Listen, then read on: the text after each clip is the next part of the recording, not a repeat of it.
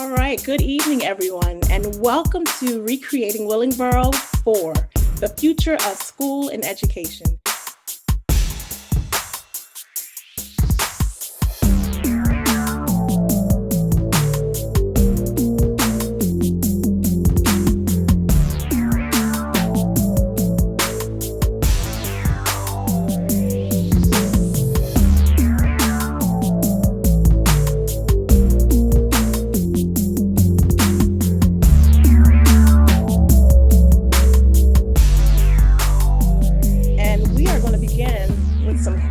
You ready, Blood?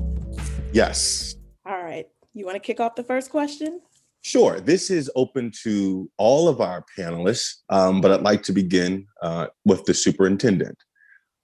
It has been 100 days of remote learning for Willingboro students and teachers. In your opinion, what has been both the highlights and the lowlights? Okay, well, thank you. So I would say some of the highs in remote learning, as you know, Willingboro has been on remote learning since the first day of school. We're scheduled to return for hybrid instruction on April 19th. But some of the highs have been the staff members focusing on the social and emotional needs of students. Our staff have really rallied around our students and parents to provide support, to come up with programs that continue to engage students in the learning, although they are home. And so I'm really proud of that work because we see the need that as our kids are home and been home for almost a year now, that we want to make sure they still have that connection to the school and focus on their social and emotional needs. So that has been really one of the highs. Staff members volunteering to make sure our students have their supplies and their Chromebooks, coming in on Saturdays to help distribute has been wonderful. And I think that an increase in our technology competency skills among our staff has been one of the highs of this because we've had to have a lot of training and support around technology.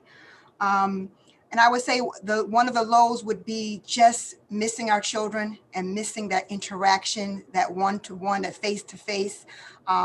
As I came in April, so I still have not met the children face-to-face. And I'm looking forward to that day where I can walk into the schools and see our children, because we all know that we need that in education, to be in the room with our children. So that has been definitely a low point in remote instructions, not being face-to-face with our children.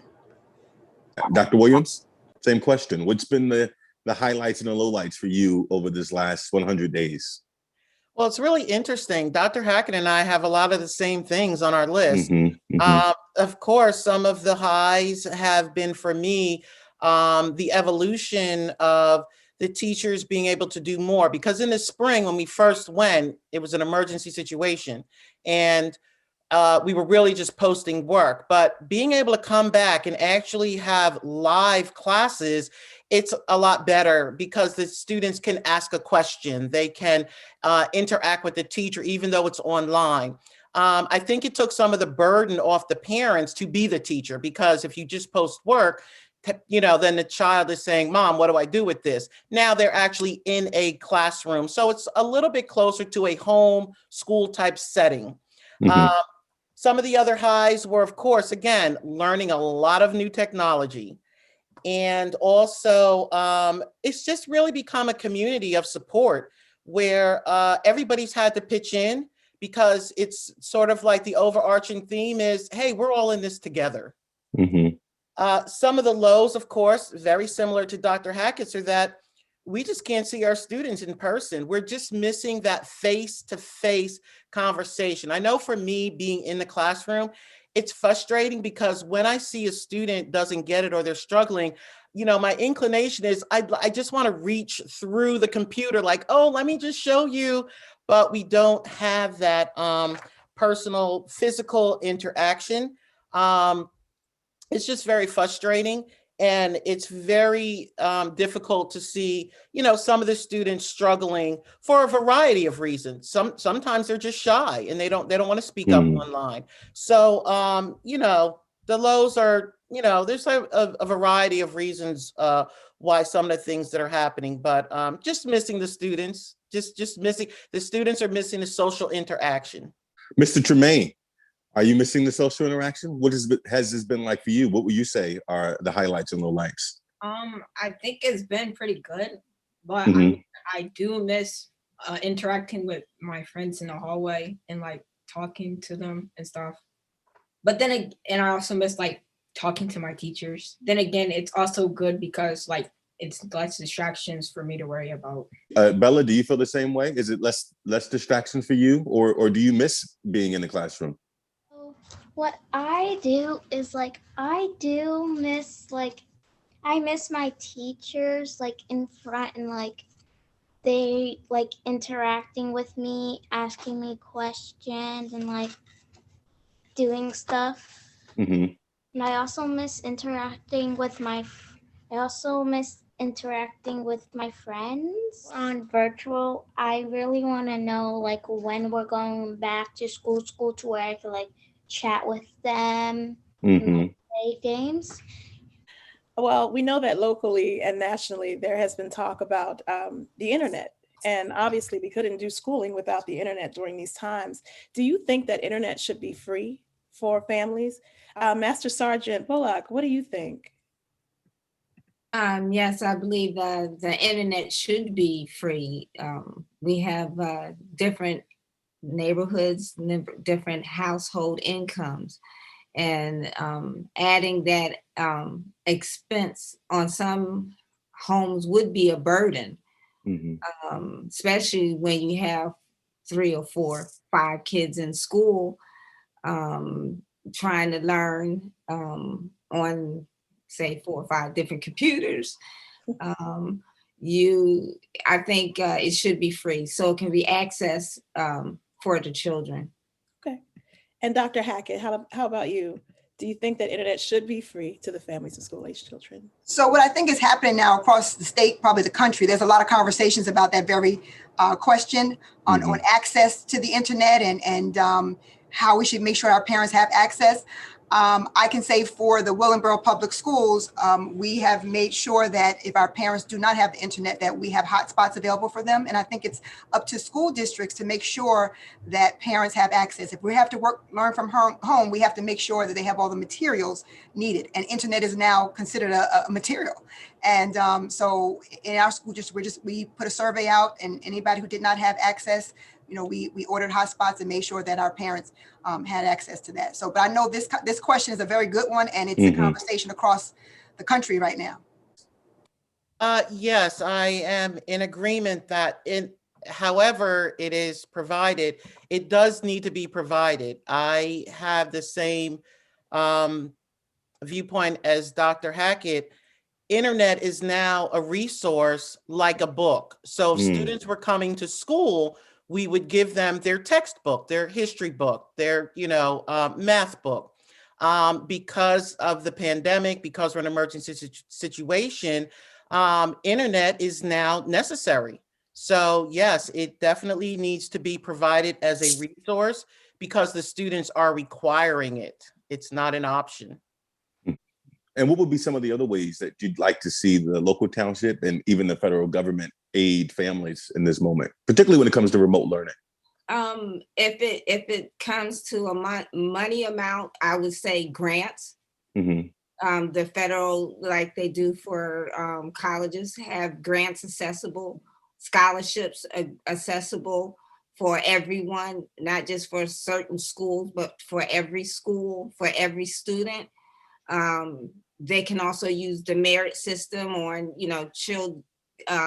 kids that are high achievers in school, and then have accessibility for those who are struggling, have aides or teachers to help.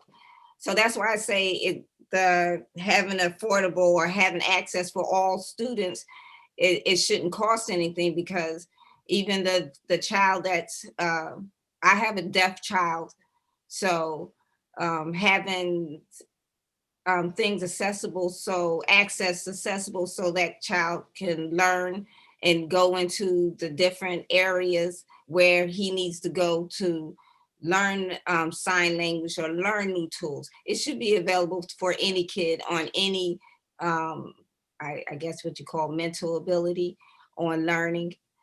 And it's everybody in education, everybody in our society, everybody in our government. should make it no limitations on education.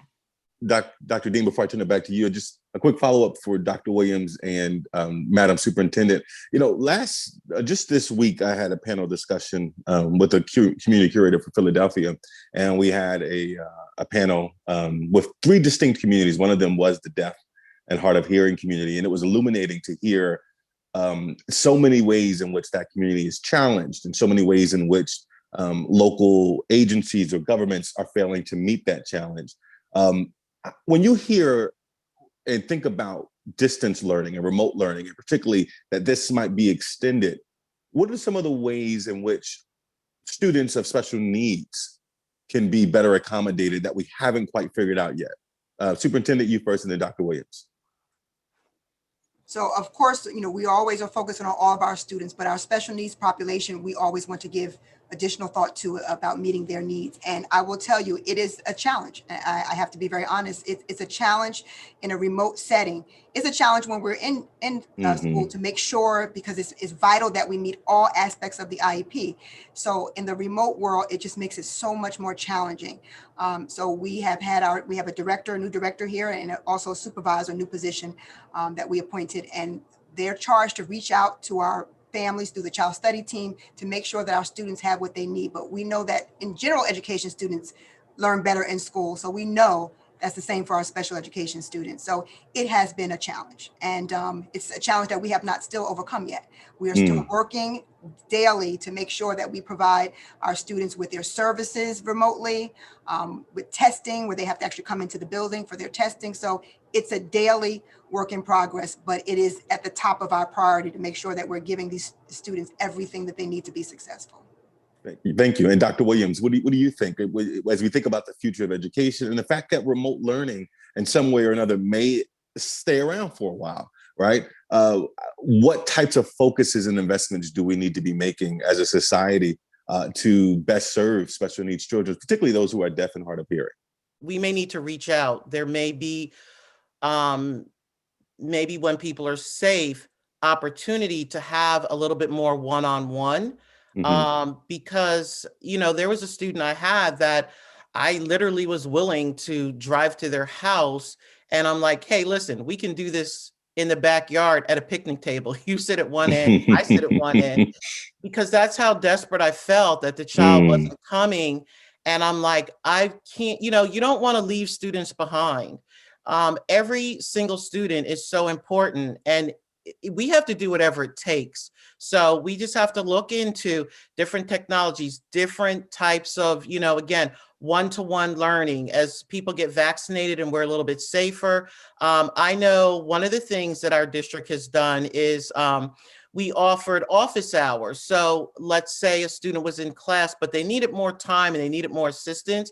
Okay, well, listen, we can open that Google Meet back up after all the classes are done. And I've made appointments with parents, and the parent was there and the student came, and I'm like, it's just me and you and the parent in the Google Meet.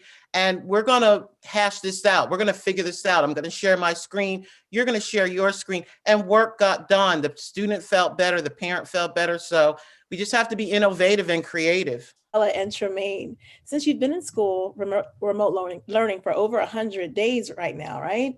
What do you think could be changed in about remote learning? What would you change? How would you feel, you know, what could connect you better? What could be changed is that there could probably be like a little bit more interaction with like the teachers asking questions. Well, like more questions, like so we could have like more challenges. Okay, well said. Thank you, Bella. How about you, Tra'Mane? What do you think could be changed about remote learning? I agree with Bella a little bit. The teachers should give us more of a challenge, because like, I mean, some people the work is a challenge, and then some people the work is like easy. Thank you. Dr. Hackett, can I ask you a question on differentiated learning? How do you manage students with different learning needs? So in the classroom setting, of course, that we're able to do that through having the students in small group and having the teacher rotate among the groups. The the objective stays the same, but how we go to get to that end is different for each of the groups of students. While we're on virtual, that creates a challenge. We are exploring the concept of breakout rooms where students could go and actually break out with the Google Meet, and the teacher can go and have the students working on a different path to get to the same end. Because we know some students can be challenged and can move on. Some students we have to just move a little bit more strategically to get them to that end point. But so we don't want to rush for some students, and we don't want to hold others back. So we are exploring the concept of breakout sessions, and teachers have been or do have the information or the professional development to work with providing differentiated assessments or differentiated instruction for the students. It just makes it challenging when you have to do the whole group on the screen rather than having small breakout sessions. Okay, thank you. There's a question from the attendees before I turn it back to you, Flood. Do students have opportunities to socialize with their friends during the school day in this remote learning platform? Dr. Hackett? So at this point, we don't have it in the school day, but a lot of the schools have activities. I know that there's some schools are planning a virtual dance. Some schools have a poetry read. So the schools are putting programs together for the students to meet their social and emotional needs. So our school day ends about 12:45 each day. So the schools are putting in various programs based on their age level. And I'm looking forward to this virtual dance that one of the schools is planning. But there are many activities. Our website is full of all the activities for each school. I just really ask our parents to go to the website, look up your school. You'll see all the activities planned. I know principals send out messages to let the parents know all the opportunities that are available for our students to meet their social and emotional needs. Okay, thank you, Dr. Hackett. Doctor, you talked about creating spaces after your class to have that one-on-one. What would it look like in the future, in the immediate future, to do a virtual recess or a virtual hangout where there was just 30 minutes of relatively unstructured time for the children to all be on the screen and just kind of banter? Would that be productive, or would that not be a good use of time, in your opinion? Oh my goodness. I think that would be a great use of time. And it's something I actually did at the end of the semester. So I'm a semesterized class and I have 8th graders, and we were winding down the curriculum. And before they left my class, I'm like, I really want to hear from them. I want to take their temperature, see where they're at. So I did a Google form, and what I did was I sent out a survey, and just to kind of find out, hey, how you're doing. What are some things you would like to do? I think we need to hear from the students more. And we ended up generating we just had a class discussion. It wasn't revolving a particular lesson.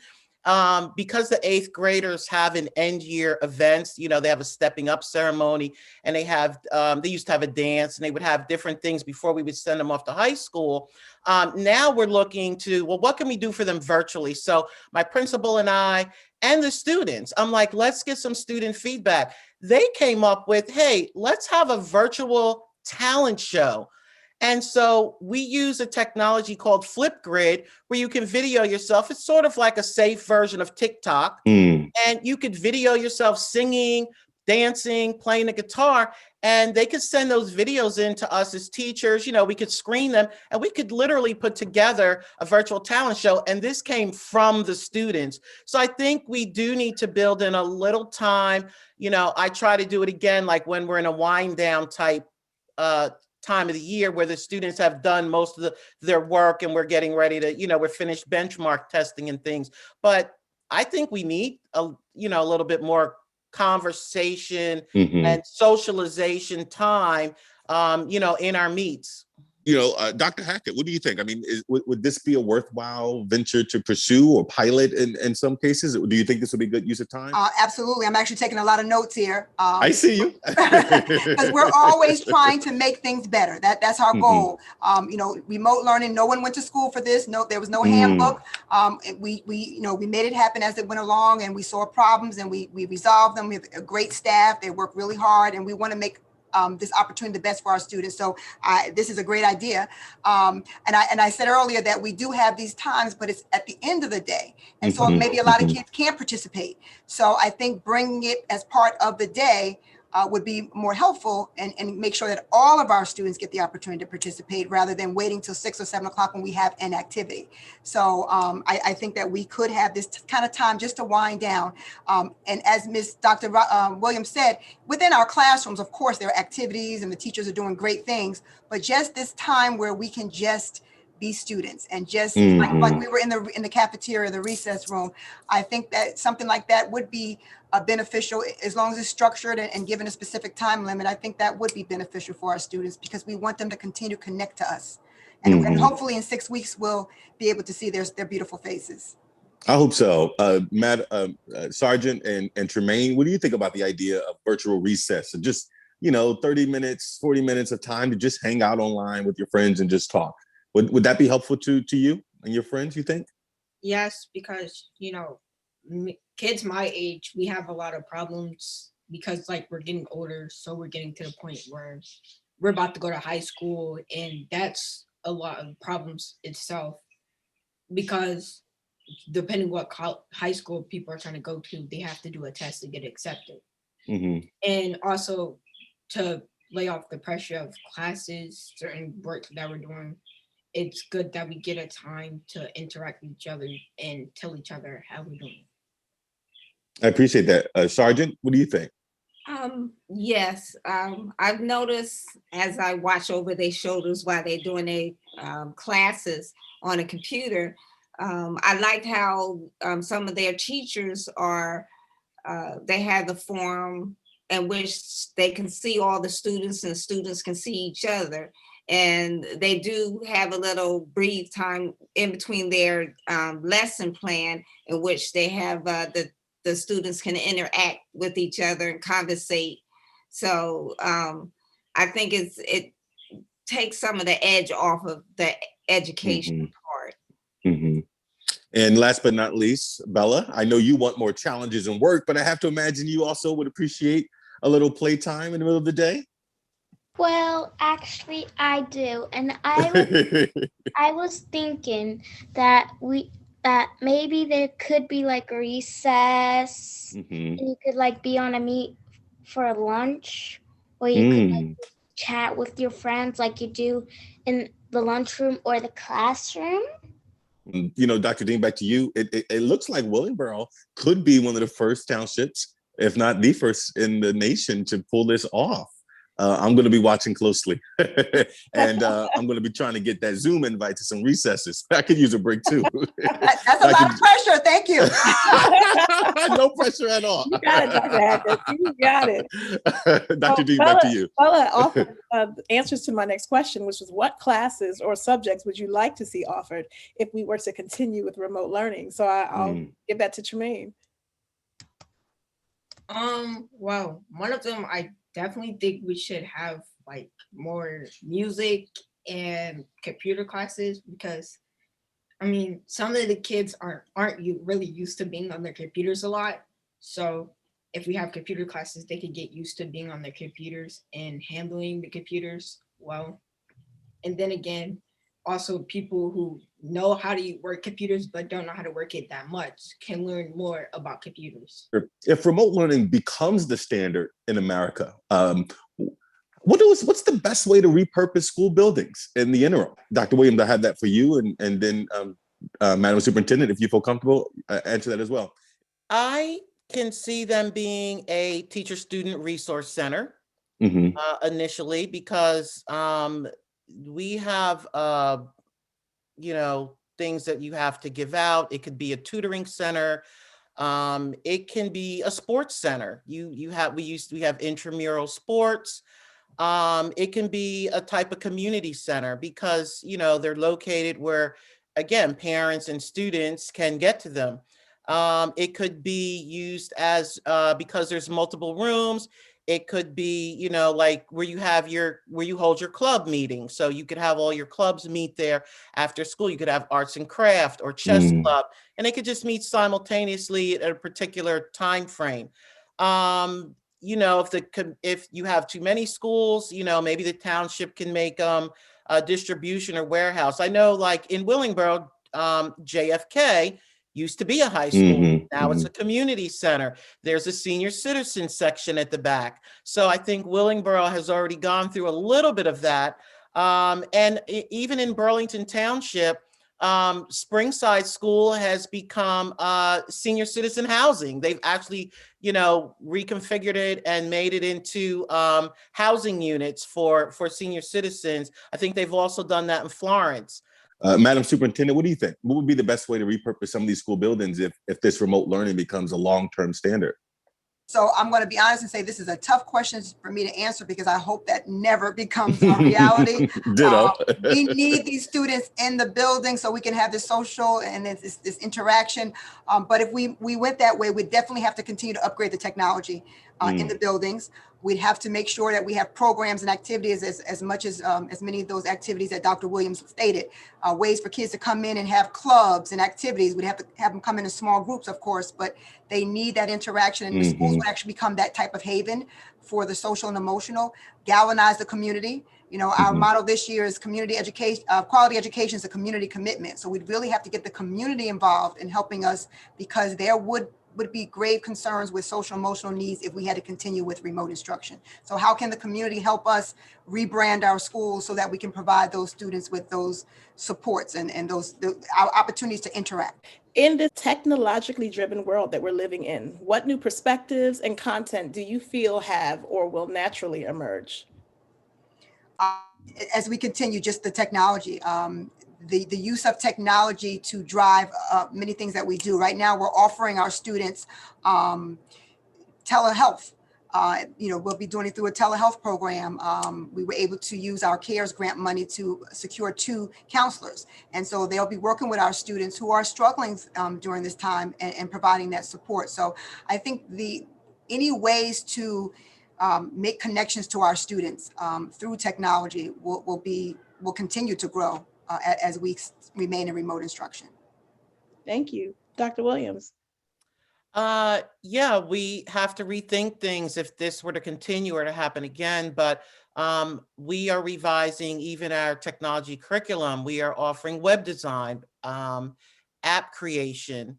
You got to get the students to think about, the future, and this is the wave of the future. You create an app, you can become a millionaire overnight, but just getting them thinking about, because apps can provide services, they can provide entertainment.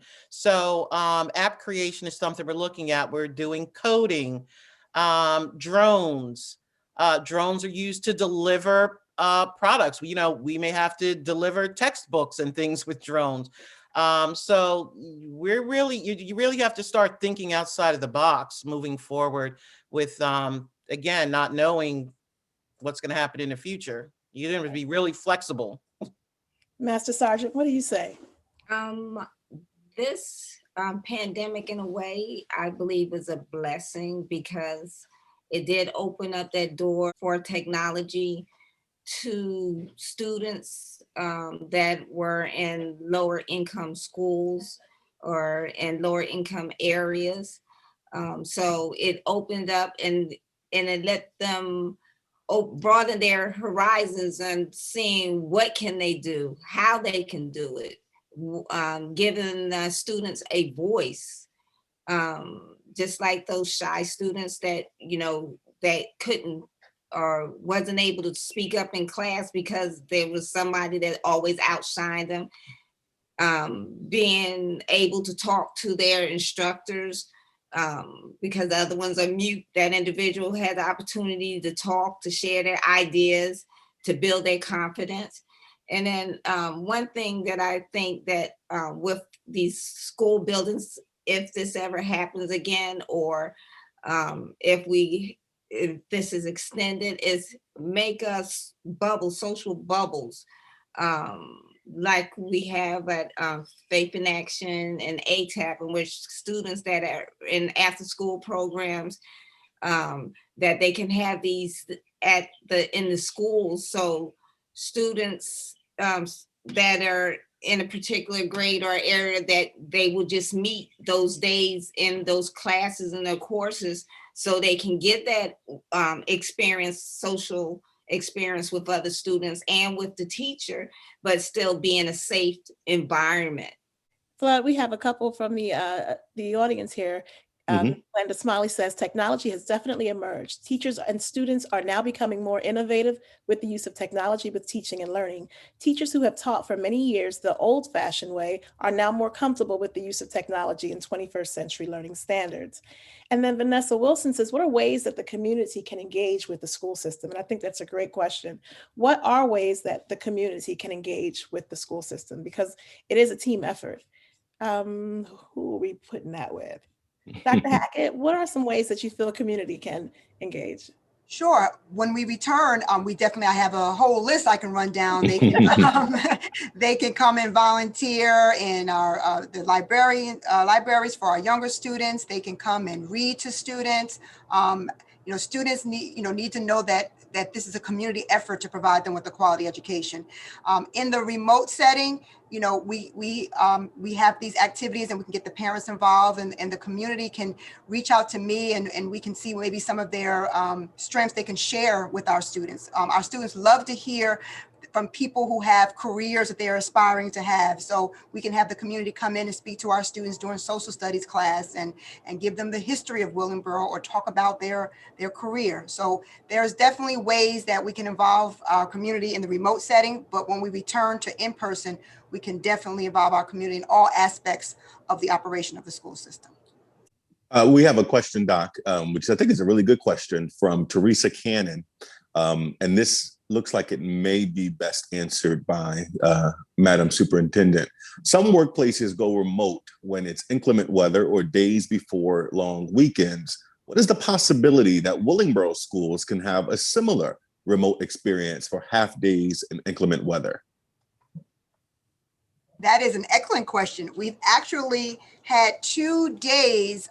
We've been all remote now, but some of our staff members were coming in. We actually had 2 days over the last few weeks where staff members were sent an email telling them that they can stay home, that we're having a work from home day because of the weather. So I think that's definitely a possibility. I know there's some surveys out there across the country where students are being asked to give surveys, and they're indicating that they want their snow days. It's an opportunity for them to go out and play in the snow. But I think that if we're able to save a snow day so that we don't have to go to school until the end of June, I think that would be more beneficial. So we can definitely look at snow days, as we did have one official snow day this year, because the issue was it was a lot of ice, and I was worried about the internet going down, because that's now your next option. It's snow, but if you lose internet, that's very difficult. So we actually had one official snow day, because I was concerned that people would lose power and we wouldn't be able to have online instruction. But I think that's definitely a movement moving forward to have remote days rather than having a snow day where you have to make up the day. Doc, did you want to read Emma's question? Sure. or comment? Yes, Amma says, maybe solicit community members who would like to read virtually to the students, and possibly recruit those who would be interested in tutoring students remotely as well. That's a great idea. We're actually, March 2nd is Read Across America Day, and our principals have put information out to the community asking for people who want to read. So if anyone is interested in recording themselves reading a book, we ask that the recording is less than 15 minutes.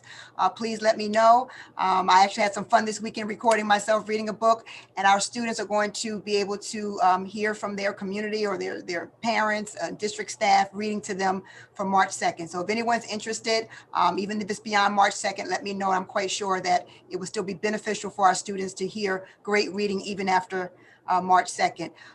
Tutoring, all those things are wonderful. And if anyone is interested, please do not hesitate to send me an email, and I will make sure that I call you and we can talk about how you would like to contribute to the Willingboro Public Schools, because we'll be happy to have you. Well, any thoughts to, now that virtual allows people who are not necessarily local can also participate, any thoughts to offering master classes and expert tutorials and extracurricular activities for people who may not live in Willingboro?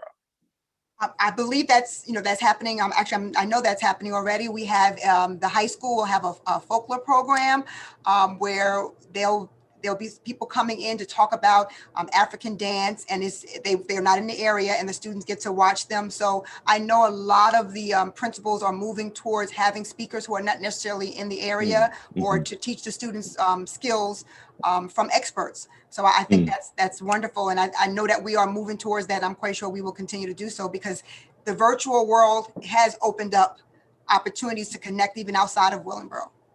If you could imagine what the future of your education, what you would want it to be, what would you choose? What would you create? What do you want the future of your education to look like? You know, in the words of Nelson Mandela, one of my heroes, education is the most powerful tool we can use to change the world. And my future would be that education is designed to meet the needs of every student. And I know that's a goal we're working on now, but I don't think we're quite there yet. No matter how a student comes to us, I want them to be able to leave with the educational foundation to really make a difference in this world. And so I kind of think of the Jetsons and you know, with the future that, you know, we can teleport ourselves into different classrooms where we are, there's instruction that meets all our needs. For those, Tra'Mane is talking about hands-on. So for Tra'Mane, it would be a lot of hands-on. You know, Bella wants more time, so her day would be extended, but it's whatever that particular student needs, that's what we can send them to a type of classroom that would meet their needs. Because in the end, we know that education changes things, and we know that education makes things possible. And we have to make sure that every child leaves our school system with the education necessary to make a difference in the world. Because I believe that every single one of the students who are attending the Willingboro Public Schools can truly make their mark in the world. I believe it, I know it, but we just have to make sure we provide everyone with the type of education that they need to make that difference.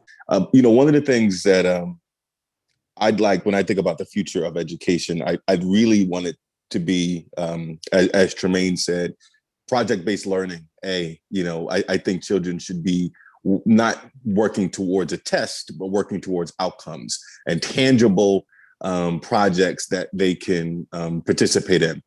I think that I want the future of education to be intentionally culturally competent, particularly when we're talking about students of color. I was editing a piece today about the whiteness of Camden teachers, the teachers in Camden. And one of the quotes in there really stuck with me. I've been thinking about it all day. They said, you know, a teacher could not get off the plane in Tokyo and just start teaching. They'd have to sit and understand the customs and the culture that they were getting ready to go into, and understand the language and the behaviors of the group of people they're getting ready to interact with. And our children deserve the same level of appreciation and customization when we think about how people interact with them. So I want people to know that we learn differently, right? When we talk about children of color, I taught K-3, and I taught them music, right? And they could not necessarily write in cursive when I started with them, but or necessarily read. But I would take a drum set and play and talk about the instruments to drum beats, and use, you know, all those different kinds of ways of music and references that they understood. And I knew that I couldn't teach this group by the book, that I had to teach them by the culture.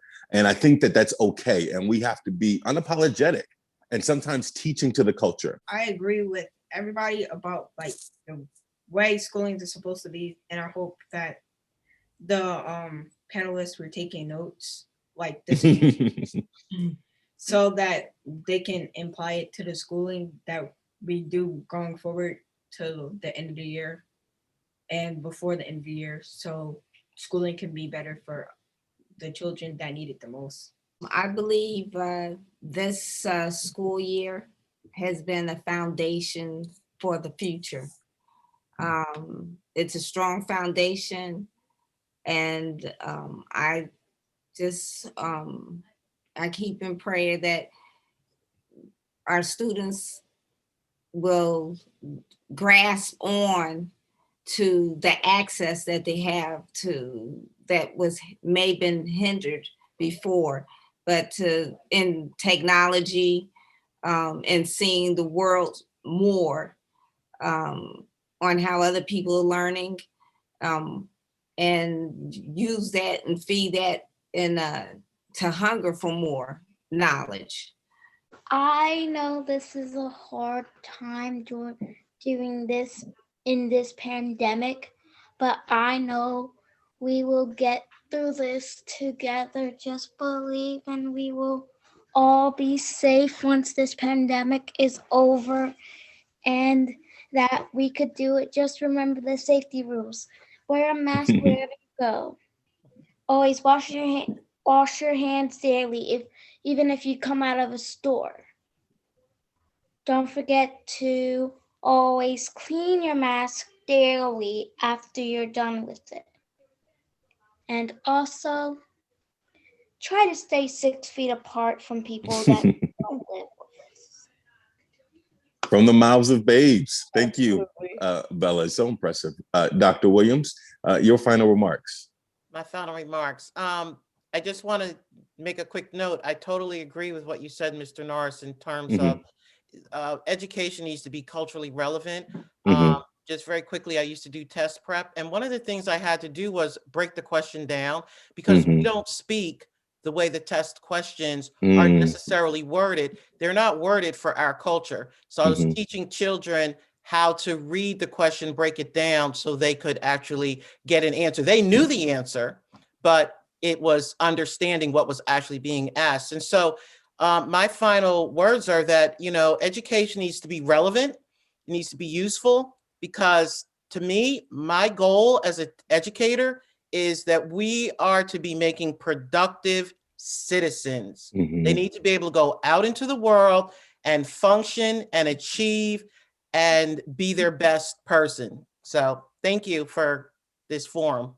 Oh, my pleasure. And thank you for that. And I think the useful remark is important, because I'm mid-30s and I still don't understand why I was supposed to know the value of y if x is 2. No one's ever asked me. Madam Superintendent, your final remarks. Thank you. I'd like to thank you, Mr. Norris, and to Dr. Dean for having this forum. I think it's very important that we talk about education, because that's the core of any community. So I really thank you for this program tonight.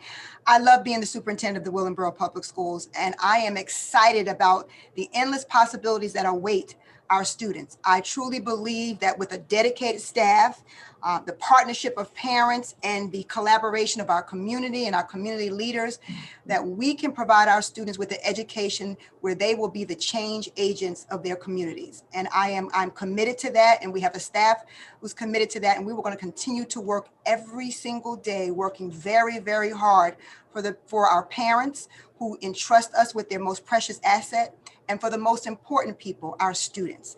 I want each and every one of our students to know that we are working tirelessly to make sure that they have what they need to be successful, to be the next superintendent, to be the next media personality, to be the next president of the United States. So we are working hard, and I'm just very happy to be here, and I'm so excited about this program. My favorite subject is education, so thank you. And please know that we are working very hard in the Willingboro Public Schools to provide our students with a quality education. On behalf of WHYY, we want to thank you, Dr. Hackett, Dr. Williams, Master Sergeant Bulluck, Tra'Mane, and Bella. Thank you so much for participating. And to all of you who attended, thank you so much for being a part of this. I need to remind you, please become a WHYY member. No matter how much you give, any amount will make you a member. Become a member, and it's at whyy.org//TV12. Again, whyy.org/TV12. Thank you all, and we're all in this together. Have a wonderful night. Thank you. Good night, everybody. Stay safe.